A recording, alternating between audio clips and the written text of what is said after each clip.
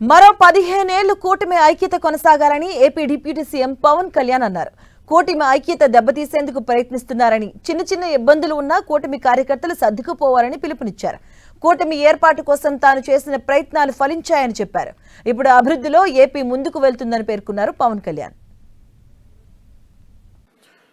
గత ప్రభుత్వాన్ని చూశారు. కూల్చివేతలతో మొదలైన ప్రభుత్వం, రోడ్లు వేయని ప్రభుత్వం, కనీసం రహదారుల్లో గుంతలు పూడ్చని ప్రభుత్వం. కానీ ఈ రోజున మన ఇన్ని ప్రతి ఊర్లో కూడా ఊరికి మధ్య గుంతలు పూడ్చడంతో పాటు రహదారులు నిర్మిస్తూ ఉన్నాం. హైవేలు ఈ రోజున గడ్కరీ గారి ఆశీస్సులతో మనం ప్రారంభిస్తూ ఉన్నాం. వీటన్నిటికి కూడా మనకు కావాల్సింది కనీసం ఒక 15 సంవత్సరాలు ఈ కూటమి చాలా బలంగా ఉండాలి. వాళ్ళు ఎన్నో రకాలుగా ఈ కూటమి ఐక్యతని దెబ్బతీయడానికి ప్రయత్నం చేస్తూ ఉంటారు.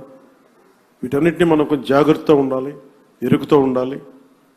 నేను ప్రత్యేకించి ఈ కూటమికి నేను ముందుండి కృషి చేయడానికి కారణం ఒకటి 5 కోట్ల మంది మన ఆంధ్రప్రదేశ్ ప్రజలు దేశ అభివృద్ధిలో చాలా బలమైన భాగస్వామ్యం వహించాలి.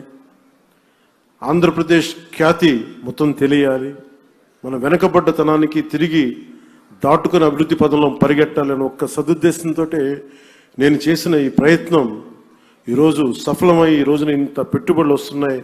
ఎందుకంటే ఒక బలమైన నాయకులు కావాలి, చంద్రబాబు గారి నాయకులు కావాలి.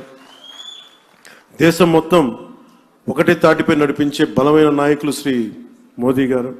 వీరందరి ఆశీస్సులు ఉన్నాయి, వీరందరి కృషి ఉంది.